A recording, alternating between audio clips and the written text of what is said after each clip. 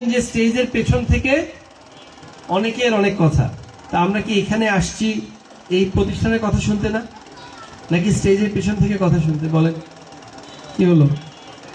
আচ্ছা, প্রথমত হলো যে আমাদের এই যে প্রতিষ্ঠানের যে ব্যানার বা উপলক্ষগুলো, এগুলো আমরা আশা করব যে এটা যেন কখনোই আমাদের সাথে আলোচনা ছাড়া ব্যানারের বিষয়বস্তু না লেখা হয়। দুই হলো যে আমরা ভাই যখন স্টেজে বসি, আমরা অনেক সময়ের মাঝখান থেকে একটু সময় বের করে স্পেসিফিক্যালি ওই প্রতিষ্ঠানের ব্যাপারে কিছু শুনতে আসছি, তাই না?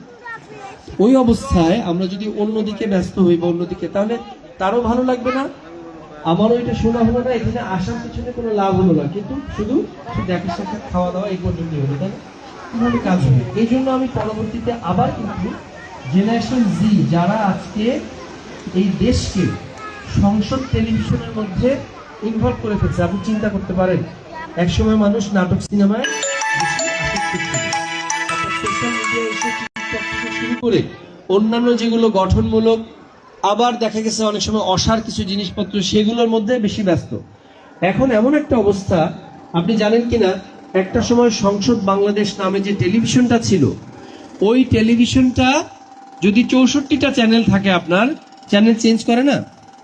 আমার আসলে আল্লাহর রহমতে অনেকদিন ধরে টেলিভিশন ভাবে দেখা হয় না, নাটক সিনেমা দেখা হয় না, গান বাজনাও দেখা হয় না, কারণ একটা সময় পর্যন্ত, আল্লাহ মাফ করুক, যার আগ পর্যন্ত দেখেছি সেটা হয়তো জানি, এখনকার অনেক আপনার কি বলে যারা পারফর্মার, তাদের নামও আমি বলতে পারবো না।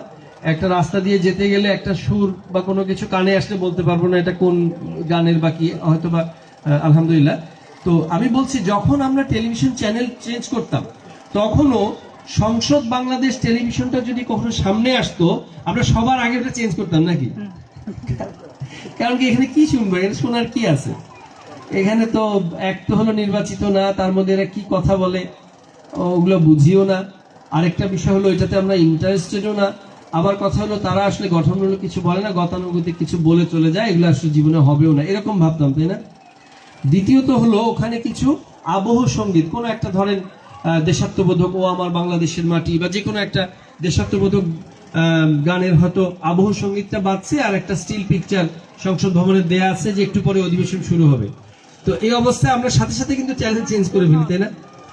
এখন দেখেন এমন একটা অবস্থা আসছে যে এই জেনারেশন, যে জেনারেশন আমাদের সামনে বসে আছে, তারা বাংলাদেশের সর্বোচ্চ পর্যায়ের মানুষকে এমন ভাবে জাতির সাথে ইনভলভ করে ফেলছে। একটা বড় কারণ হলো এই দেশের বর্তমান প্রধানমন্ত্রী, যিনি তার বাবা ছিলেন এই দেশের রাষ্ট্রপতি, তার মা ছিলেন এই দেশের প্রধানমন্ত্রী, তিনিও এই দেশের প্রধানমন্ত্রী, তাই না? এই ইতিহাস পৃথিবীর কারো আছে বলে আমার জানা নাই যে যার বাবাও দেশের রাষ্ট্রপ্রধান, সরকার প্রধান ছিলেন, যার মাও সরকার প্রধান ছিলেন, তিনি নিজেও সরকার প্রধান, এবং যার বাবাও প্রথম এমপি হয়ে সরকার প্রধান, যার মাও প্রথম এমপি হয়ে সরকার প্রধান, যিনি নিজেও প্রথম এমপি হয়ে সরকার প্রধান। ইতিহাস জানি না আর কারো আছে কিনা। তিনি 9টার অফিস 8:55-তে যান। কোন দেশের প্রধানমন্ত্রী যদি 9টার অফিস 8:55-তে যায়, তখন প্রত্যেকটা হতাশা এবং আশাহীন মানুষরা আশায় বুক বাঁধে যে ওই পার্লামেন্ট তাহলে কার্যকর হবে, এই পার্লামেন্ট অকার্যকর হতে পারে না, এই মন্ত্রিসভা অকার্যকর হতে পারে না ইনশাল্লাহ। কারণ এই প্রতিষ্ঠানের প্রধান যদি 12টার সময় আসে, তাহলে বাকি শিক্ষকরা কয়টায় আসবে? 10টায় আসলো ধরেন, তাহলে 8টায় ক্লাস শুরু হবে। প্রতিষ্ঠান প্রধান যদি 7:55-তে আসে, তাহলে কি হবে? ছাত্রছাত্রী কখন আসবে, বাকি শিক্ষকরা কখন আসবে? এটাই আসলে হয়েছে। তো আমি আপনাদের কাছে বলতে চাচ্ছি যে এই ধরনের অনুষ্ঠানগুলোতে এই বাগাড়ম্বর একটা প্রোগ্রামের সাথে আরেকটা প্রোগ্রাম জুড়ে দিয়ে প্লিজ আপনারা আমাদেরকে বিব্রত করবেন না। আমরা যখন স্টেজে বসে কথা বলি, কথাগুলো শুনি, তখন প্লিজ আমাদের একান্ত প্রয়োজন হলে আমরা কাউকে ডেকে নিলাম, সেটা ভিন্ন বিষয়। হয়তো একটা বিষয় তিনি আলাপ করতেছেন যে আমার এটা দরকার, তখন সংশ্লিষ্ট কাউকে হয়তো ডেকে আমি বলছি, আচ্ছা উনি যে এটা চাইলেন, এটার ব্যাপারে এটা কি করা যায়, তখন হয়তো আপনি দেখছেন আমি কারোর সাথে কথা বলছি। কিন্তু আদারওয়াইজ আপনারা আমাদেরকে একটু শুনতে দেন প্লিজ, আমরা এই জিনিসটা একটু করবেন না।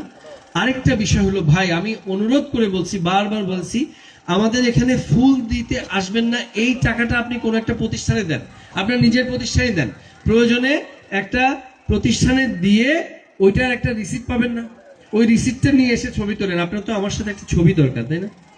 যে একসাথে গেলাম ছিলাম, এই মুহূর্তটাকে আপনি স্মরণীয় করে রাখতে চান। যারা দায়িত্বশীল আছেন তাদের কাছে একটা সাথে নিয়ে যে আমি সেখানে নিজেও একজন পার্টিসিপেন্ট ছিলাম, এই তো আপনি এসে যে দিবেন, আপনি এটার স্বাক্ষর রাখেন, এটা কাজে লাগবে ভাই, তাই না? আমরা অনেকবার বলছি না? দেখুন অনেক সময় আমরা তো আসলে রিয়েল লাইফ থেকে, আচ্ছা আপনি বলেন তো, কোরআনে ফেরাউন একটা শব্দ আছে না, আছে নাকি? কোরআন যদি তিলাওয়াত করা হয়, তাহলে বুঝে না বুঝে যদি তিলাওয়াত করা হয়, তাহলে প্রত্যেকটা হরফের জন্য 10টা করে নেকি হবে। এমনি আপনি সারাদিন যদি ফেরাউন বলেন, কোনো নেকি আছে? কোরআনের মধ্যে ফিরআউন শব্দটা যেখানে আসছে, সেখানে যদি ফিরআউন শব্দ আপনি কোরআনের মধ্যে উচ্চারণ করেন, তাহলে ফা র আইন ওয়াও নুন, কয়টা? ফিরআউন, এই 5টা হরফের জন্য 50টা নেকি পাওয়া যাবে ফিরআউন শব্দ উচ্চারণ করলে, নাকি হবে নাকি? ফিরআউন শব্দ উচ্চারণ করলে 50 নেকি হয়। কি কেন? কারণ কোরআন তেলাওয়াতের মধ্যে এটা শর্ত জুড়ে দেয়া আছে, বুঝে না বুঝে তেলাওয়াত করলেও প্রত্যেক হরফে 10টা করে নেকি হবে, 5 10 50। বলতে চাচ্ছি, আমাদের ফ্যাসিস্টের একটা উদাহরণ দিয়ে আপনাদের কাছ থেকে আমি করজোরে আজকে অনুরোধ করছি। আপনি হয়তো ভাবতে পারেন যে ফ্যাসিস্টের উদাহরণ দিচ্ছে কেন? ফ্যাসিস্টের উদাহরণ দিলে যে এখানে জেনারেশনকে কানেক্ট করা যাবে, বাস্তবতাকে বোঝানো যাবে, আজকে জিনিসটা সবাই বুঝবে, ভাইরাল হবে, আমি এই জন্যই বলছি, আগে থেকেই বলে দিচ্ছি। নাহলে আমি যত রিকোয়েস্ট করছি, ভাই পিএইচডি এখনো থিসিসটা জমা হয় নাই, কমপ্লিট হয় নাই, হলে ডক্টর ডাকেন ভাই, তারপরও ডাকা ছাড়ে না মানুষ, আমার ডক্টরেরা বানাই সার্ভে। যতই রিকোয়েস্ট করি সম্বর্ধনা ওখানে লেখাই লাগবে, যতই রিকোয়েস্ট করি ফুল তাদের দেয়াই লাগবে, যতই রিকোয়েস্ট করি পিছনে এসে 10টা কথা বলাই লাগবে। এই জন্যই বলতেছি, ফ্যাসিস্টের একজন অবৈধ নির্বাচিত না, মানে অনির্বাচিত অবৈধ সরকারের অবৈধ একজন মন্ত্রী বলতেন, ভালো হয়ে যাও মাসুদ, মাসুদ তুমি কি কখনোই ভালো হবে না? মনে আছে আপনাদের? ভাই আপনারা প্লিজ চলেন আমরা ভালো হয়ে যাই, আমি আপনাদের বলবো না, আমরা চলেন ভালো হয়ে যাই। এই জিনিসগুলো আমরা পরিহার করি, এই পরিহার করলেই জাতি আগাবে ভাই।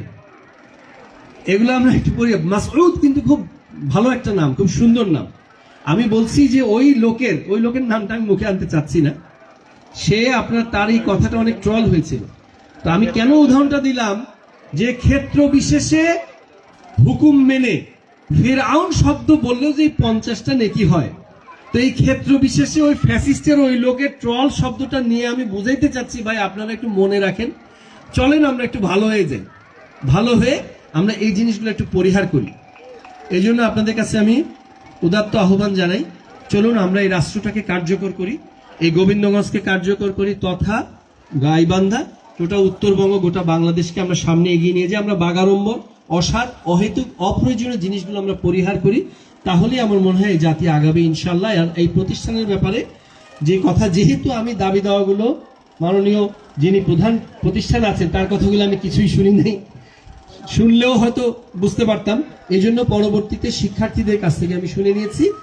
আমি এখানে যে জিনিসগুলো আপাতত যতটুকু করণীয় আমরা অবশ্যই ইনশাল্লাহ করব, যদিও আমাদের শপথ পরবর্তী কোনো বরাদ্দ এখনো সেভাবে আসে নাই, তারপরেও আমরা যতটুকু সম্ভব আমরা সংকুলন করে অবশ্যই আপনাদের যে রাস্তার বিষয়টা এবং প্রতিষ্ঠানের বিষয়ে যে অপ্রতুলতা আছে সেগুলোর ব্যাপারে আমরা দেখবো ইনশাল্লাহ।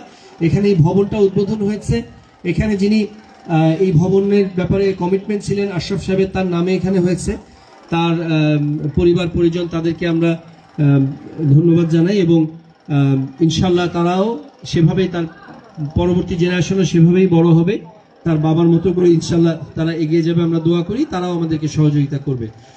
আর আপনাদের সবার সুস্বাস্থ্য দীর্ঘায়ু কামনা করে আরেকটা জায়গায় সম্মানিত সাংবাদিক ভাইয়েরা তারা অপেক্ষা করছেন, আপনারা এই অনুষ্ঠানটা কন্টিনিউ করে নেন, আমাকে একটু ছুটি দিবেন ইনশাল্লাহ, ঠিক আছে না?